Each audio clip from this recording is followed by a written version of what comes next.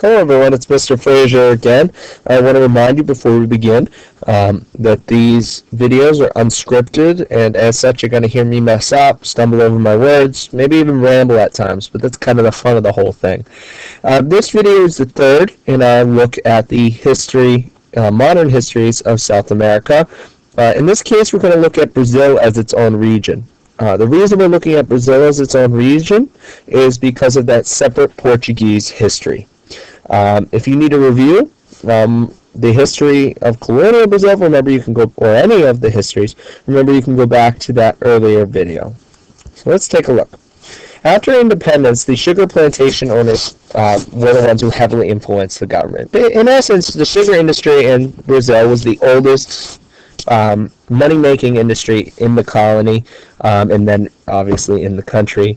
The sugar plantation owners were the ones who influenced Dom Pedro, and so the Emperor of Brazil, Dom Pedro, he was heavily in debt to the plantation owners. He needed them to do well. However, a new industry was popping up, that's coffee plantations, and they also were a very wealthy industry and began to challenge for influence and power. A third group began to emerge in Brazil. That's the abolitionists, and these were people campaigning to end slavery. Now, these three groups had opposing interests. Sugar plantation owners and coffee planters needed slavery in order to make money off of their crop. In essence, sugar crop and coffee crops really can't exist unless those who pick the crops make very little money. It's a very sugar plantation in particular are very dangerous. You use a large machete to cut near your feet to cut off the stalks of sugarcane, and so it's very dangerous, and so it's hard to pay people to do that industry, and so slavery was very important. Coffee planters, however, you could get away with paying people a little bit of money to pick coffee, but again, it's a very dangerous industry, and we'll talk about that actually in more detail later in the year.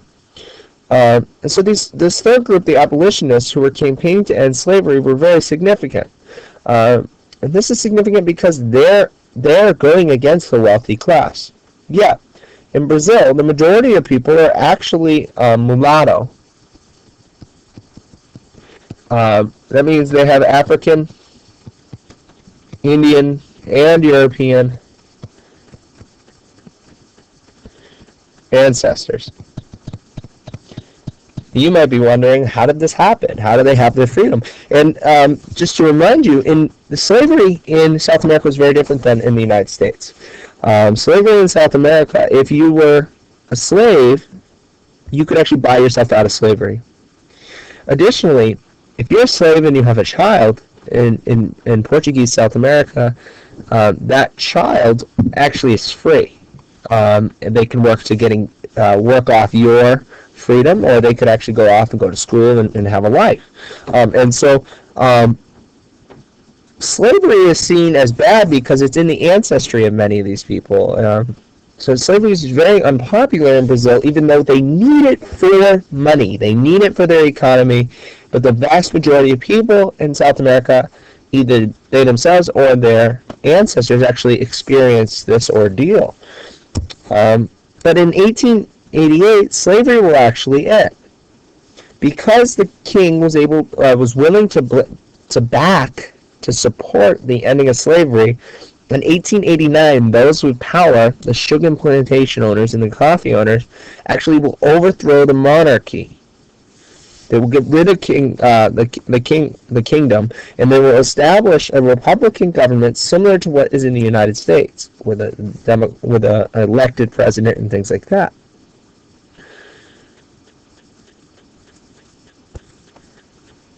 This elected government will exist from the 1890s all the way until the 1930s. But in the 1930s, the Great Depression, which hit many areas of the world, including the United States, will drastically hit Brazil's ability to make money off of coffee and sugar. And in essence, what happens is coffee and sugar prices drop because people don't have money to do that.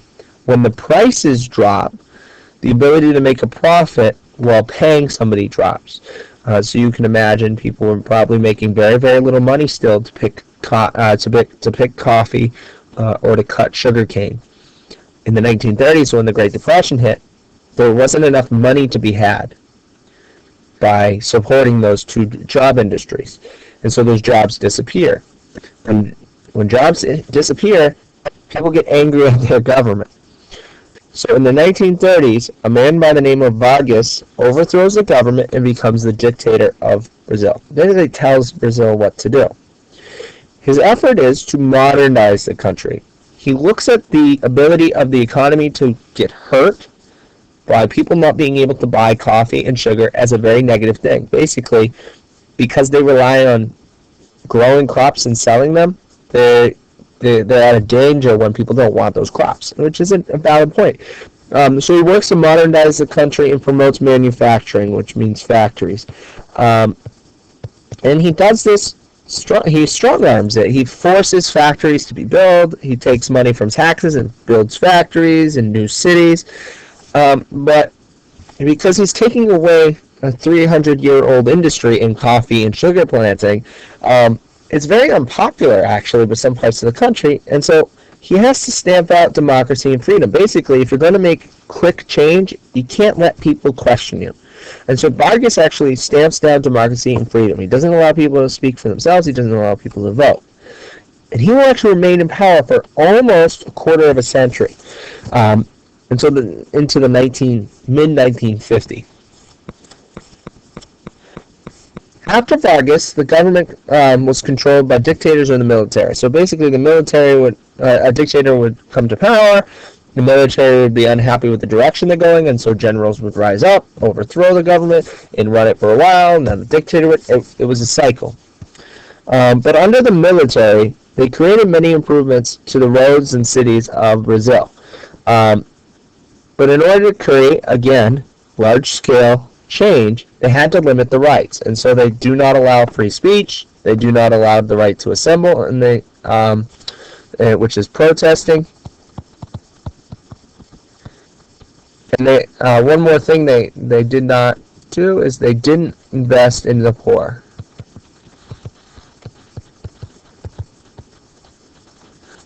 So basically, what the military does is they build brand new cities, including the capital, Brasilia, from scratch. They build factories and roads and towns and electrical grids and things like this that a modern country would need. And they continue to improve the infrastructure of Brazil, but they do not invest in the poor and they do not protect the poor. After just about 60 years of being under Vargas or military dictatorship, in 1990, democracy comes back to the region.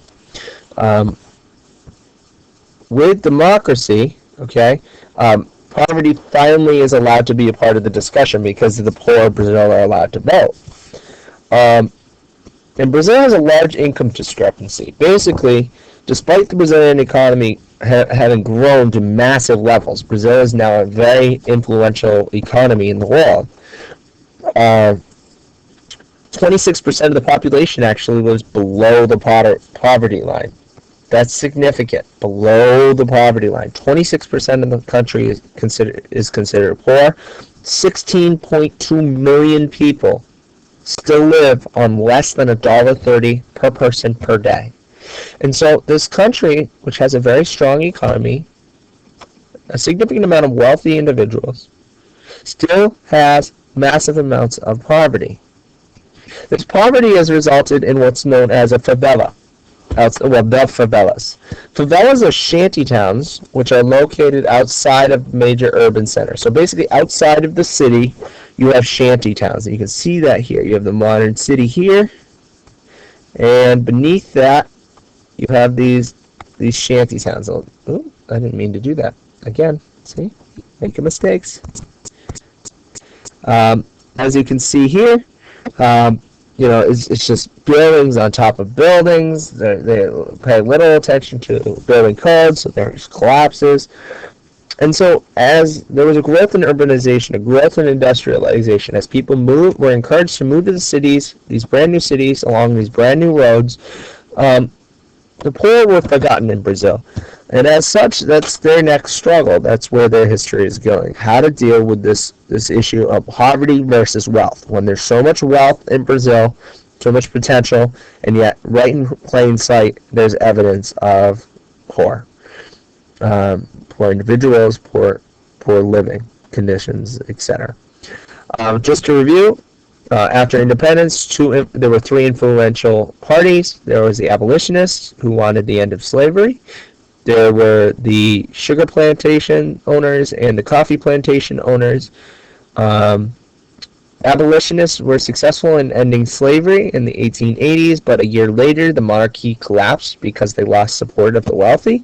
After a while, when the Great Depression would hit, the country turned to dictators or military governance to modernize and to industrialize the country, but ignored the poor while doing so. To this day, the country of Brazil is a massive, successful economy. However, the poor of Brazil still are living in conditions that are seen by many in the international community as unacceptable. And so this is our last video of the modern histories of South America. I want to make sure that you took notes and make sure that you take the quiz on the website. If you have any questions, remember you can ask me in class or shoot me an email. Best luck, guys.